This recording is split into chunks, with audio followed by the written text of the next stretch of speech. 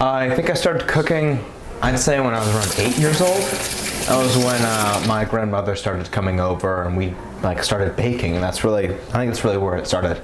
I wouldn't say it was all self-taught, but I have gotten so much better at baking and cooking that I feel very confident in the kitchen that I can just do without looking for a recipe, without consulting anything, just seeing the food in front of me, the raw ingredients, and knowing that what I could cook and what I can make with the utmost confidence.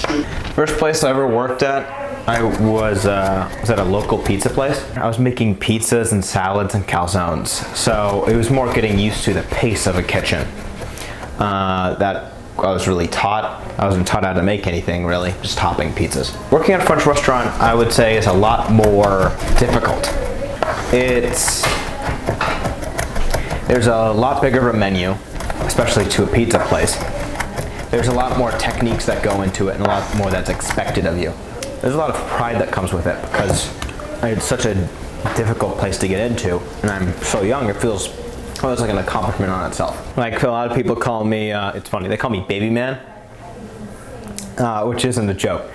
But I'm the youngest person there. This is my knife. It is a Shun Premium, and this is a real, genuine knife that I'm very proud of. And it got me into sharpening with a whetstone, which is like its own craft in itself, this own bit of pretentiousness. It goes straight through it. There's no resistance, no slipping. A sharp knife does exactly what you tell it to do. I've made ribeyes for my family tons of times.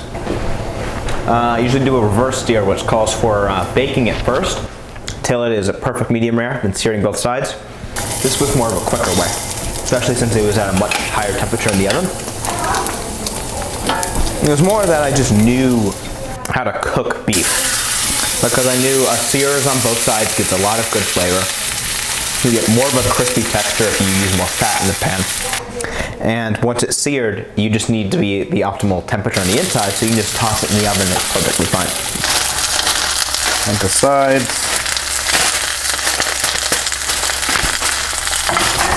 Just toss it in the oven.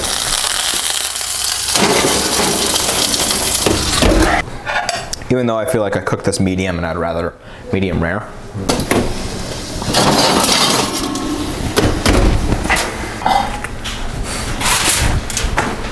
And we just tent the steak afterwards. Use the same aluminum foil, or if you use a different method, that's what I always do when it's done cooking. All this great fat in the pan, as well as all those brown bits cooked into the pan and all these brown bits coming off of the steak. All that is great flavor. I'm going to be adding some of this flour.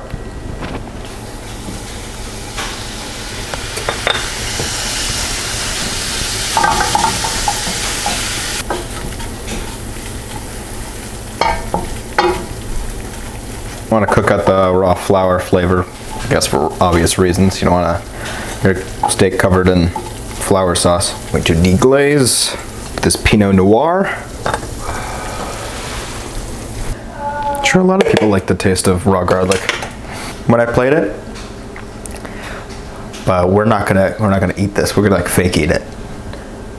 I will be researching what a pan sauce is. I think I'll be a home chef. I mean, I'll keep on working in restaurants all the way through college. And if I get into video production with cooking, I'd love that. That'd be crazy.